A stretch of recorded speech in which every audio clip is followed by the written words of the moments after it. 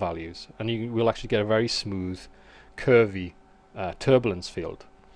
When you put it up to the default values, which are nearer to 1, as you can see, you've got a very, very, very chaotic field. It's very, very turbulent already. And I've actually reduced these values here. You can see that the size of the fields are very, very tiny.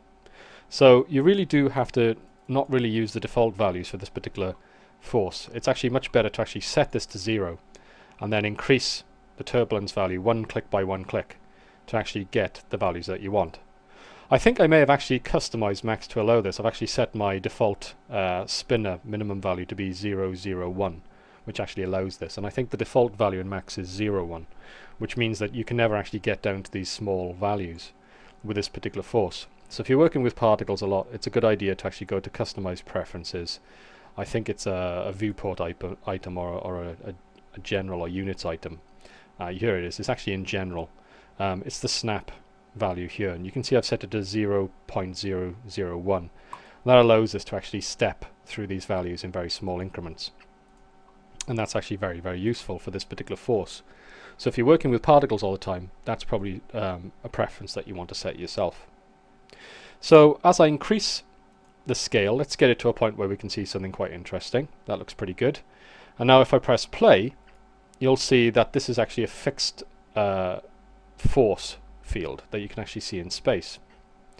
This is where the third parameter comes in, the middle parameter, which is frequency. If we change the frequency value, which you can see I'm doing here, I'll just change it to 1. There we go. Now if you press play, you'll see that the field actually changes over time. And that's obviously very useful. I mean, that's actually much more realistic in terms of wind. But if you want your particles to follow a fixed sort of field through space, which can be very cool for many sort of special effects, you may want to actually use a frequency of 0. As I said, if you set a frequency to 0, you'll actually have your field actually locked in space. Any sort of frequency above 0 is obviously going to make that field fluctuate over time. Higher values will actually increase the rate of fluctuation, obviously. Let's put up a really high value. And there you can see it's actually fluctuating very, very quickly as it moves around. I think actually what the turbulence field is actually it's a noise algorithm in 3D space. And when you change the frequency, that's like changing the phase. It's just like in a material.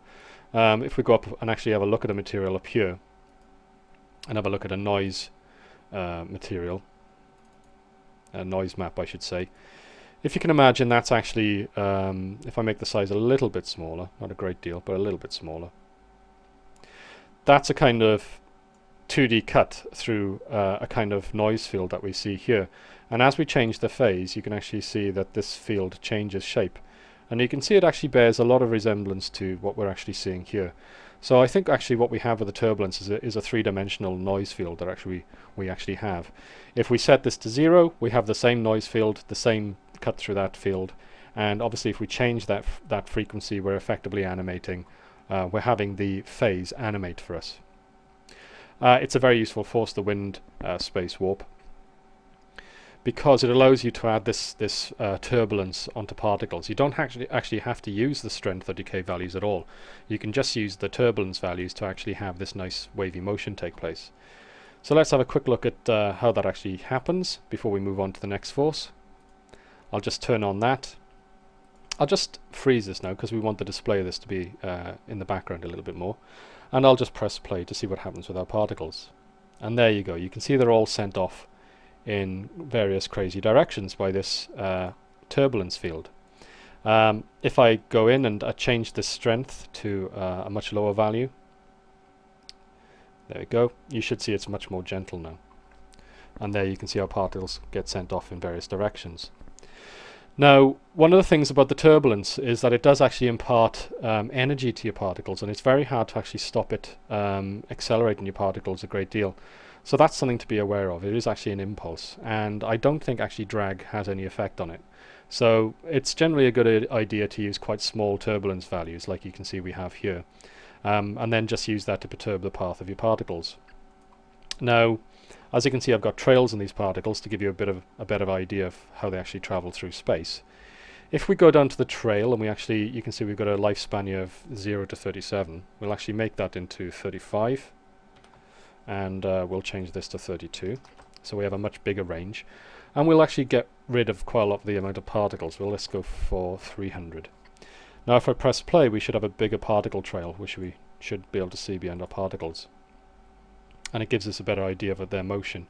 So you can see at the moment we're using quite a big scale. In other words, we're using quite a small scale value, but we have quite a big scale to our field. And if I actually reduce it further, we get these really large sweeping curves that you can see going on here. I'll just play that from the beginning again. So there you go. You can see we've got these massive curves, and these particles at the top are curving upwards, and the particles on the right hand side are then curving downwards. So you've got this very large field. If I increase the scale value, that field will become smaller and smaller, so we get more detail in it. And now when I play, you'll see the motion is much more chaotic, and you've got these small holes which are actually making our particles move around. And if you actually look at the trails being left by the particles, you'll see they're actually being deformed along their path a lot more now.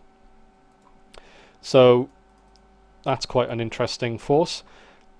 As I said, it's very useful for adding this kind of chaos turbulence effect. And obviously then again, if you want to use wind strength with it as well, you can use the strength and decay and so forth to actually get the normal sort of wind effect going on in there. Very cool, very powerful, and it's used in a great deal of flows whenever you want any kind of turbulence, which is a very common thing. And we'll be using this force obviously quite a lot in DVD 5. Okay, so let's move on to the next force, which is drag.